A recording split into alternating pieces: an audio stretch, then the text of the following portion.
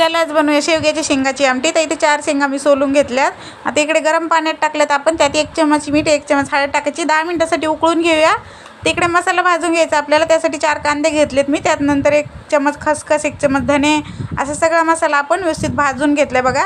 त्यात खोबरं घेतलं मी, सफेद तीळ 1 चमच घेतलेत, कोथिंबीर, हे सगळं लसूण अद्रक हे सगळं वाटण आपल्याला बारीक करून घ्यायचं आहे. तोपर्यंत आपल्या इकडे शेंगा शिजल्या. तर कढईमध्ये 2 चमच तेल टाकायचं आहे, राई जिरे कढीपत्ता आणि घरगुती आपला लाल तिखट. त्यानंतर आपण याच्यात 1 चमच हळद टाकली आणि आपण वाटून घेतलेला मसाला टाकायचा आहे बघा.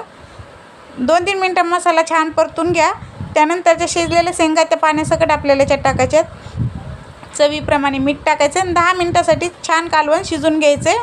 तर बघा इथे 10 मिनटासाठी आपण कालवण शिजून घेतलं आहे. शेंग शिजली का नाही दाखवते तुम्हाला. व्यवस्थित अशी शेंगाळ झाली. गॅस बंद करूया.